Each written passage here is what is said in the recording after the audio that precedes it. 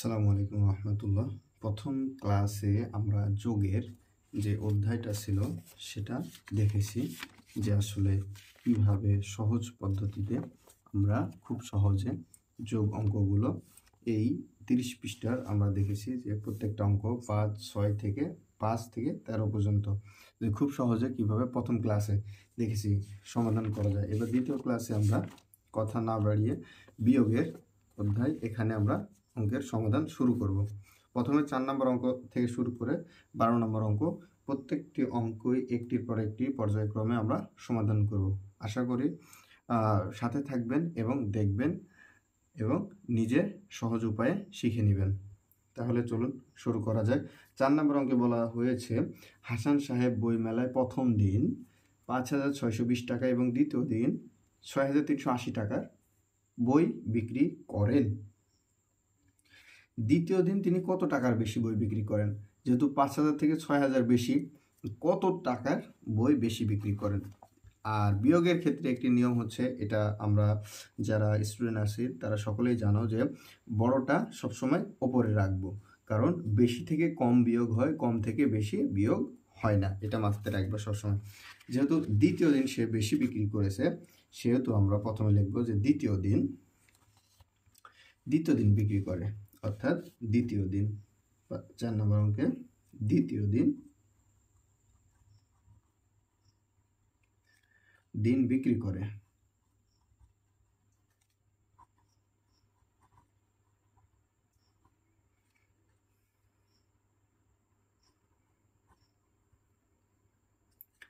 দ্বিতীয় দিন বিক্রি করে 6,385 টাকা।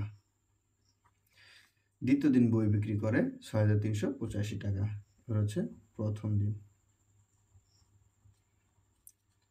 বিক্রি করে 5,620 টাকা। প্রথম দিনের থেকে সে দ্বিতীয় দিন কত বেশি বিক্রি করে? আমরা যেহেতু যেটা বেশি বিক্রি করেছে বেশি থেকে কমটুকু বাদ দিলেই বুঝতে পারবো সে কত টাকা বেশি বিক্রি করে। দ্বিতীয় দিন বেশি বিক্রি করে,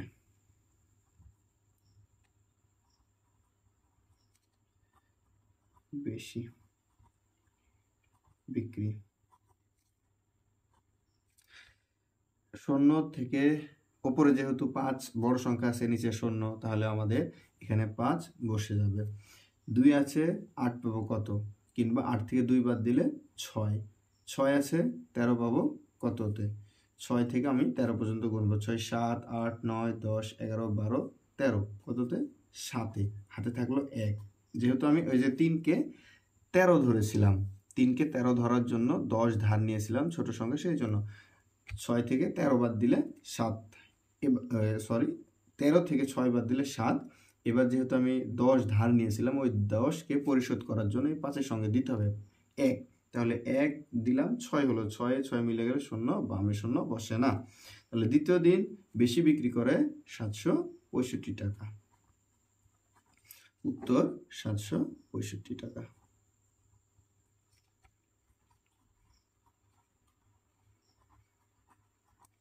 এরপরে পরের অঙ্কে কি বলা হয়েছে? নাজমা বেগম 1560 টাকা নিয়ে বাজারে গেলেন। যে কেউ হতে পারে, সেটা আমি কিংবা তুমি হতে পারো, যে একজন ব্যক্তি বাজারে 1560 টাকা নিয়ে বাজার করার উদ্দেশ্য গেল এবং বাজারে কিছু পণ্য কিনলো। বিভিন্ন পণ্য হতে পারে শাক সবজি, চাউল থেকে যে কোনো কিছু, গোশত মাছ হতে পারে। সে 975 টাকা কেনাকাটা করছে। এখন বলা হয়েছে তার কাছে অবশিষ্ট কত রয়েছে। তাহলে আমরা লিখব যে বাজারে নিয়ে গেল, বাজারে কত টাকা নিয়ে যায়? বাজারে নিয়ে গেল,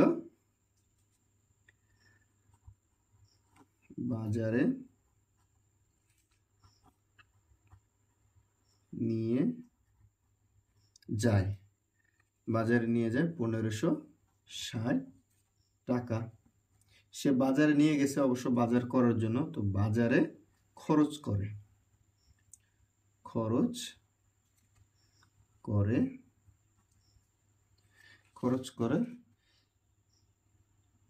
975 টাকা। 1560 টাকা নিয়ে যায় এবং 975 টাকা যেহেতু খরচ করছে, তার মানে সে কেনাকাটা করছে, কেনাকাটা করার ফলে তার কাছ থেকে সেই টাকাটা সে দোকানদারকে বা যার কাছ থেকে যে পণ্য নিয়েছে সেটা তাকে দিয়ে দিয়েছে।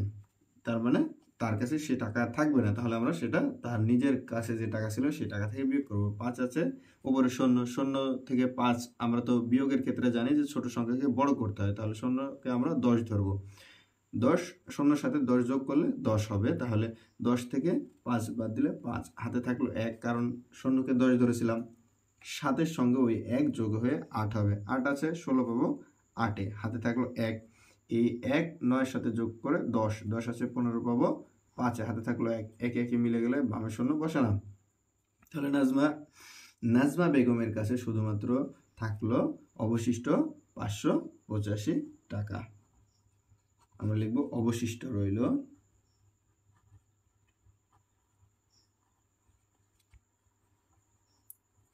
585 টাকা। উত্তর 585 টাকা। এরপরে 6 নম্বর অঙ্ক দেখব। 6 নম্বরে বলেছে রহিম সাহেবের মাসিক আয় 18,550 টাকা এবং মাসিক ব্যয় 17,984 টাকা। তার মাসিক জমা কত? যে টাকা আয় করেছে এবং যে টাকা সে মাসে বিভিন্ন কাজে খরচ করেছে বা ব্যয় করেছে সেটা থেকে বাদ দিয়ে দিব। তাহলে মাসিক আয় লিখব আমরা, মাসিক আয় কত টাকা করে? 18,550 টাকা। এরপরে মাসিক ব্যয়, ব্যয় করে কত টাকা? মাসিক ব্যয় করে 17,984 টাকা। আয় এবং ব্যয় থেকে, আয় থেকে ব্যয় বিয়োগ করলে আমরা বুঝতে পারবো যে তার মাসিক জমা।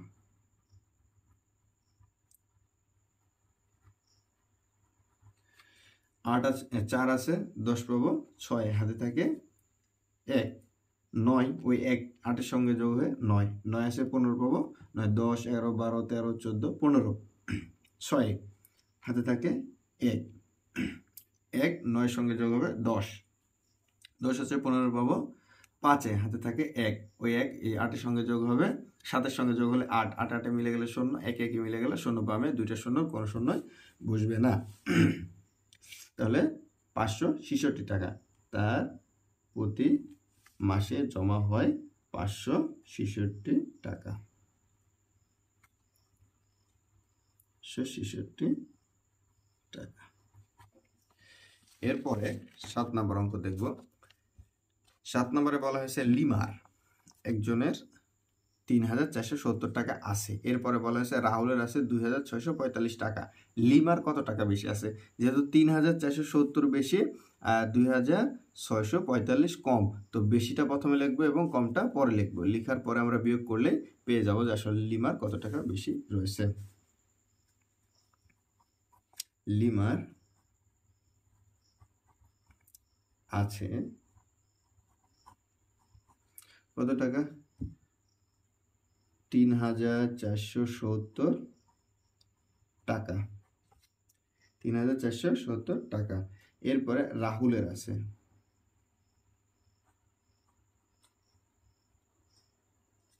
রাহুলের আছে কত টাকা? 2,645 টাকা। বলা হয়েছে লিমার কত টাকা বেশি রয়েছে। যেহেতু লিমারটা বেশি, রাহুলেরটা কম, রাহুলেরটা আমরা লিমার থেকে বাদ দিলে লিমার বেশি টাকা বের হবে। লিমার বেশি। বিয়োগ করি, 5 আছে 10 পাবো 5-এ, হাতে থাকে 1, ওই 1 এর সাথে আমি যদি যোগ করি 4-এর সাথে 5, 5 আছে 7 পাবো 2-এ, হাতে থাকলো না, কিছু হাতে নাই যেহেতু আমরা 10 ধার লেনি। 6 আছে 6 আছে 14 পাবো কত? 4 ছোট, 6 7 8 9 10 11 12 13 14, 8-এ, হাতে থাকলো 1, ওই 1 2-এর সঙ্গে যোগ করলে 3, 3-এ 3-এ মিলে গেলে বামে শূন্য বসে না, 825 টাকা লিমার বেশি রয়েছে। উত্তর 825 টাকা। এরপরে 8 নাম্বার, বিজয় বাবু 35,465 টাকা দিয়ে একটি সাইকেল এবং 45,722 টাকা দিয়ে একটি টিভি কিনলেন। প্রথমে সাইকেল কিনছে কম টাকা দিয়ে, টিভি কিনছে বেশি টাকা দিয়ে, এবং কত টাকা বেশি আমরা লিখব টিভি কিনলেন, বেশিটা আগে লিখব। টিভি কিনলেন কত টাকা দিয়ে কিনেছিল? 45,722 টাকা। এরপরে সাইকেল কিনলেন কত টাকা? যেহেতু এটা কম সেহেতু আমরা এটাকে পরে লিখব। 35,465 টাকা।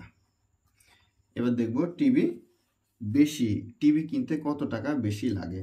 যেহেতু সাইকেলের দাম কম, টিভির দাম বেশি, তাহলে আমরা বিয়োগ করব। 5 আছে 2 ছোটকে বড় করব, 10 যোগ করে 12 ধরে নেব। 5 আছে 12 পাবো, 5 6 7 8 9 10 11 12, 7 হাতে থাকে 1, 6 এর সঙ্গে যোগ করলে 7, 7 আছে 12 পাবো, 7 8 9 10 11 12, 5 হাতে থাকে 1, এটাকে যোগ করব 4 এর সাথে, 5 হলো, 5 আছে 7 পাবো 2 এ। এবার 5 আছে 5 এর পাশে মিলে গেল 0, 3 আছে উপরে 4, 1, 4 থেকে 3 বাদ দিলে 1, তো 10,275 টাকা। টিভির দাম বেশি, 10,275 টাকা।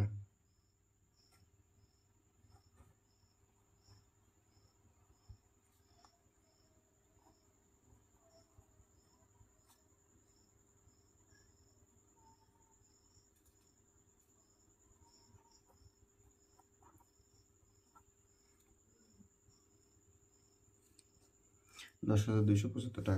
উত্তর 10,275 টাকা। এরপরে 9 নাম্বার, 9 নম্বরে বলা হয়েছে একটি ট্রেনে 2,165 জন যাত্রী আছেন, একটি স্টেশনে 796 জন যাত্রী নেমে গেল। একটি ট্রেন অথবা বাসে অর্থাৎ যে কোনো পরিমাণে একটি যাত্রী রয়েছে, সেখান থেকে কিছু যাত্রী যদি নেমে যায় তাহলে অবশ্যই সেটাকে বিয়োগ করতে হবে। আমরা লিখব একটি ট্রেনে, অর্থাৎ ট্রেনে যাত্রী আছে, ট্রেনে যাত্রী সংখ্যা বা যাত্রী আছে, যাত্রী আছে, ট্রেনের যাত্রী আছে 2,165 জন। স্টেশনে নেমে যায়, স্টেশনে যাত্রী নেমে যায়, স্টেশনে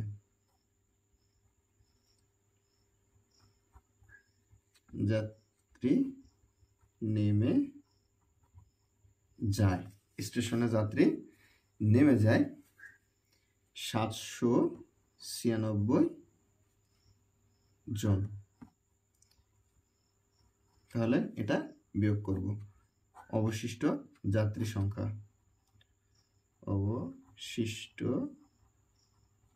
যাত্রী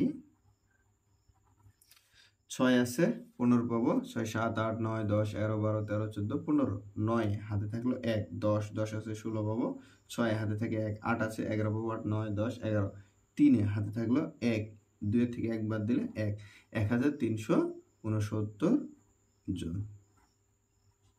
উত্তর অবশিষ্ট যাত্রী সংখ্যা 1,369 জন। এরপরে 10 নম্বরে বলা হয়েছে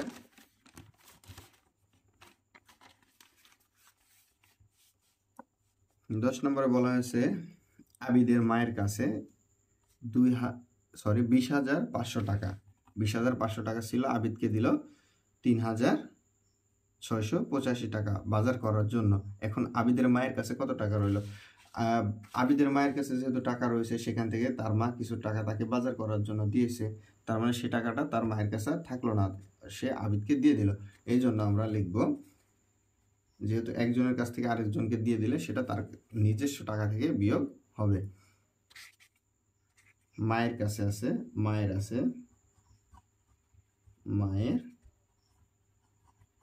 আছে কত টাকা? 20,500 টাকা আবিদকে দিল। কে দেয় কত টাকা? 3,685 টাকা তার মায়ের কাছে অবশিষ্ট রইল। এবার আমরা এখান থেকে এটা বিয়োগ করলে অবশিষ্ট টাকাটা পেয়ে যাব। অবশিষ্ট রইল, শিষ্ট রইল 5 আছে, 10 পাবো 5-এ, হাতে থাকে 1, ওই 1 এর সাথে যোগ করলে 9, 8 আর 1 9, 9 আছে 10 পাবো 1-এ, হাতে থাকলো 1, 6 এর সাথে 1 যোগ করলে 7, 7 আছে 15 পাবো, 7 8 9 10 11 12 13 14 15, 8-এ হাতে থাকলো 1, 4 আছে 10 পাবো 6, হাতে থাকলো 1, এটার 1 এখানে নামাই দিব, তাহলে 2 থেকে 1 বাদ দিলে 1, তাহলে 16,815 টাকা। উত্তর, তার মায়ের কাছে অবশিষ্ট রইল 16,815 টাকা।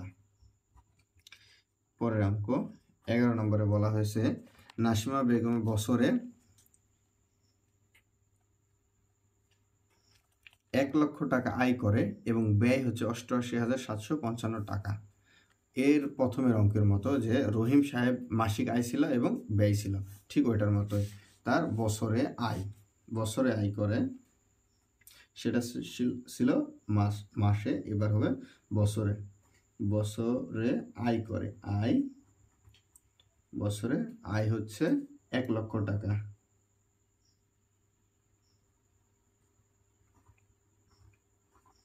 1 লক্ষ টাকা আর হচ্ছে বছরে ব্যয় হচ্ছে 88,755 টাকা। এবার তার বছর শেষে কত টাকা জমা হবে? অবশিষ্ট বা তার জমা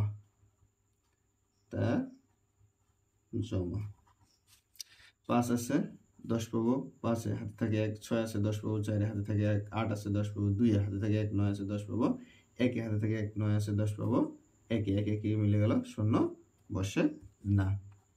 উত্তর 11,245 টাকা।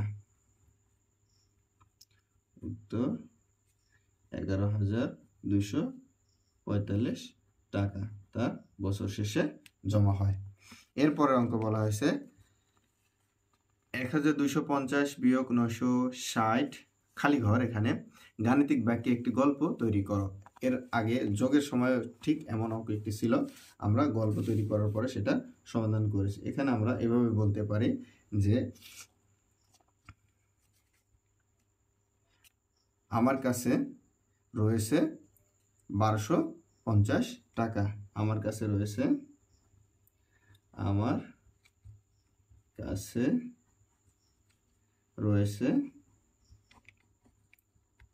1250 টাকা, যা থেকে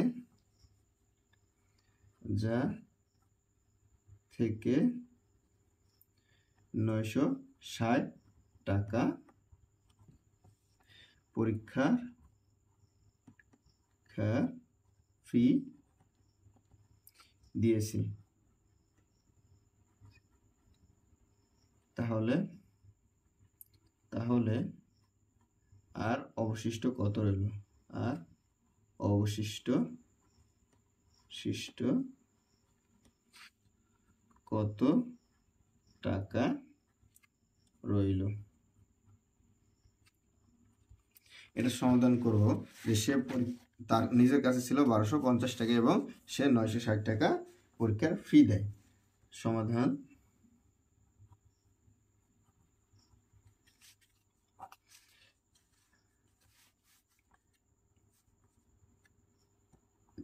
আমার আছে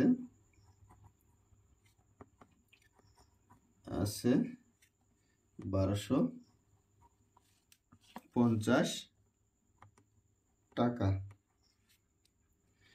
আমি ফি দিই, পরীক্ষার ফি দিই, পরীক্ষার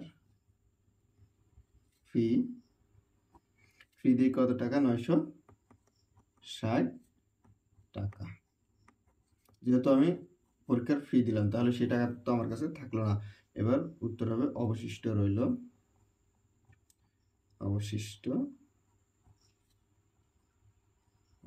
পরীক্ষার ফি দেওয়ার পরে দেখি আমার কাছে কত টাকা অবশিষ্ট থাকে। 0 0 বিয়োগ করলে 0, 6 আছে উপরে 5, 5 ছোট হওয়ার জন্য 5কে আমরা 15 ধরবো। 6 7 8 9 10 11 12 13 14 15, 9 হাতে থাকলো 1, তাহলে 10 10 আছে 12 2 হাতে থাকলো 1।